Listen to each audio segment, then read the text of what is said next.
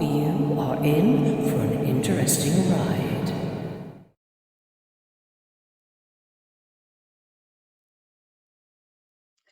Hello and welcome to another ETN Files interview. My guest is Nigel Wright, who once hailed from the Devon and Somerset area and now is in the Lancashire Morecambe area. Now, Nigel has an interesting bio, but part of what got my interest that he is an experiencer. Not only that he has spent quite a few years as a professional paranormal investigative journalist. He's been interested and has even witnessed cryptozoological elements of life, and he'll tell you all about those in due course. But the other thing that he has been doing is using, only since I believe we're in May 2022, a particular kind of software that uses AI to clarify images, to clear all that blurriness, to really bring out the fine detail.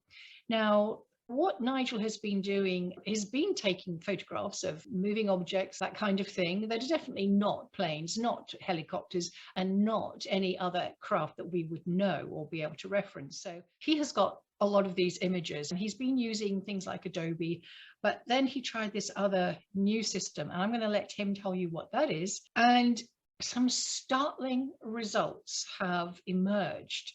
Look, we know that when you see a point of light, and I've witnessed this myself, I've had sightings of what I would say were anomalous craft, but they did seem to be points of light, but moving and behaving unlike stars, so clearly not stars. These are the sort of images, and maybe a little bit different, that Nigel's been photographing for quite a few years, found this new system. And what they brought out is something incredible by way of detail. We can't say what these are definitively, of course not. We suspect they're probably craft, but we don't know. We don't have any hard and fast evidence because we can't be up there and go and see it and examine it and all the rest of it.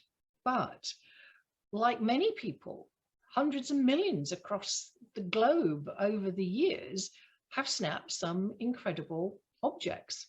And sometimes they do look like points of light. Well, I can't wait to share with you these images that Nigel has produced using this new software. So let's welcome Nigel Wright to the ET Newsroom, and you can make your own mind up about what you think these images might be. Are they craft? Or are they something else? Who knows? Maybe you do. Note: Nigel is coping with disability in recent years, and a significant issue he has is the debilitating condition of COPD, an acute lung disease which causes respiratory problems. You might become aware of this during these interviews. Please bear this in mind, as Nigel does a great job of staying the course and sharing initially some background about his early life before telling us about an astonishing encounter and much, much more. Buckle up. I want first to start with Nigel's background. Hi, and thank you for inviting me on to a show. I was born in Somerset. I have a Dorset mother and a Devonshire father. So that makes me sort of West Country hybrid. As my father was in business, he was an engineer before that, a photographer. And my mother was a nurse, only son. My mother always believed in country legends. She was one of 13 children of a shepherd, a real Thomas Hardy upbringing near Wimborne. So she always knew about all the Dorset legends and the names of plants, because my grandmother was a medicinist and a herbalist. So she practiced the ancient Jewish art of medicine as well, because she was Jewish.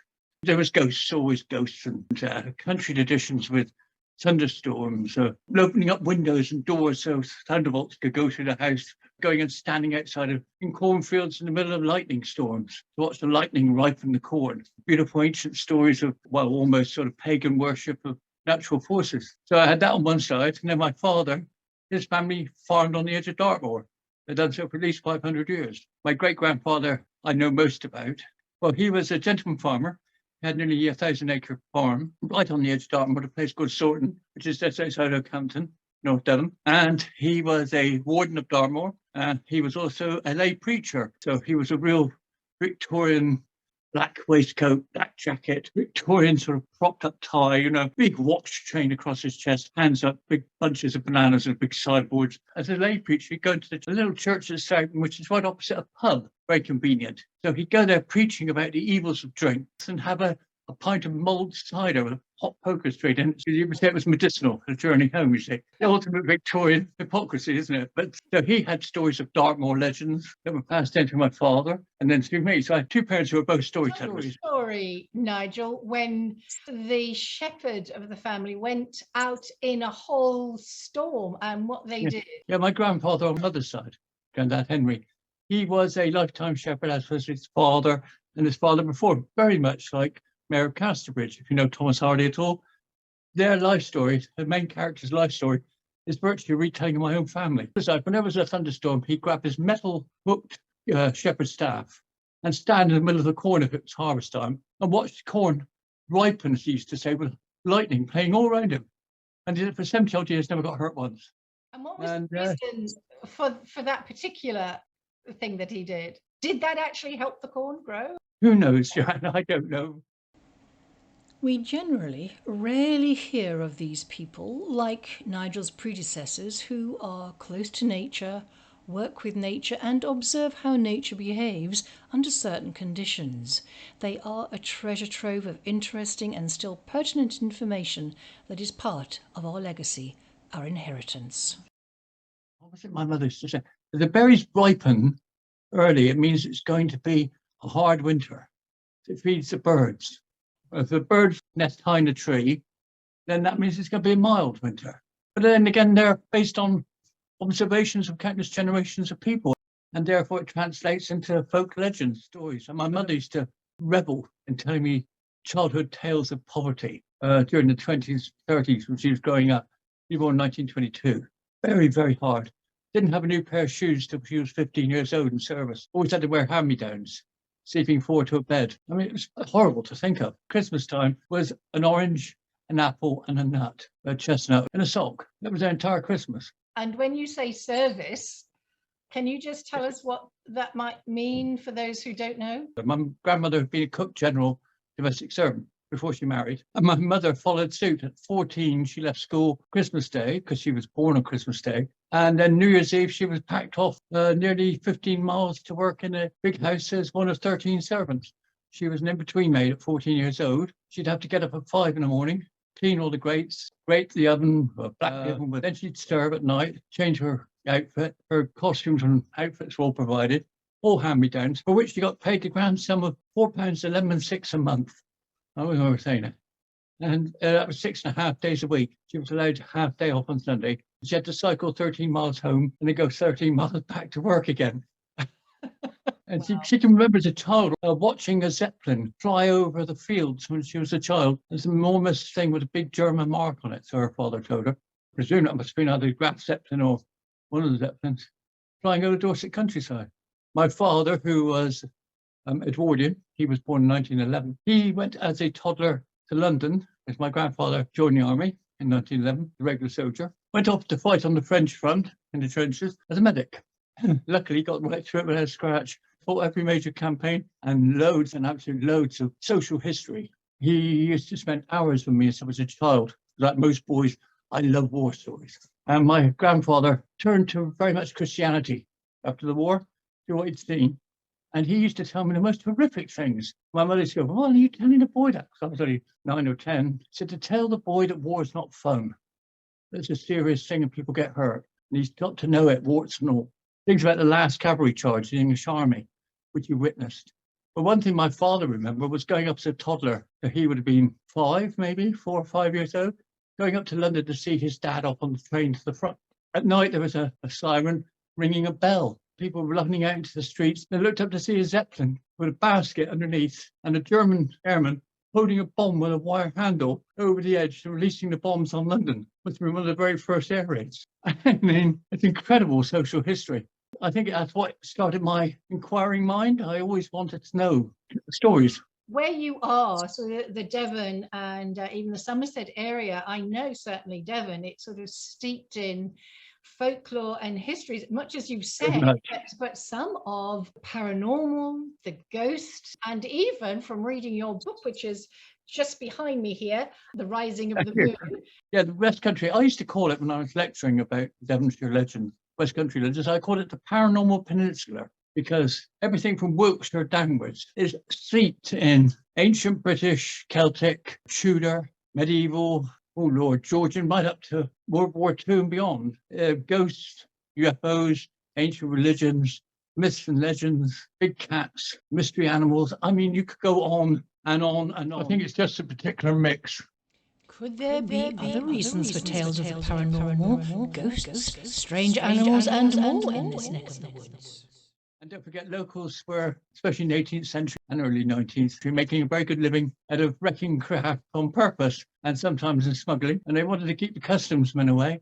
So they wouldn't be beyond inventing a few tales of ghostly, horrible mutants seen on beaches and what have you, just to keep the customs men from wanting to go down too far to find out. There's always backstory to the main story. You're a little bit of a skeptic there. You've got to be. I think in this job, so I've been a freelance journalist now for 28 years or so. If you weren't a bit of a skeptic, if you didn't try and maintain a neutral belief system, I think you'd be swamped. That as somebody who is now famous in ufology, who I'm not mentioning the name of, claimed that seagulls were alien spies, which I find rather amusing. Well, that explains a lot. I have one that knocks on my window every day. Yeah. Yeah. But sometimes you've got to try and bring a tinge of reality, much as you want to believe. I want to believe, but I'm also want to be a realist.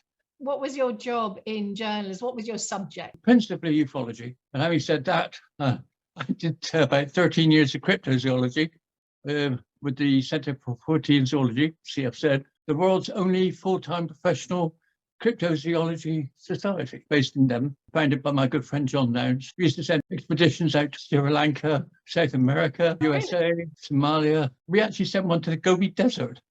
They were looking for the Mongolian deathworm, which is an interesting sort of creature. Well, let's come back to you. So your dad, did he have an interest? I mean, your mum was steeped My in father did. folklore. My father was incredibly open-minded for an Edwardian. But my father would sit me down 7 before I saw my UFO.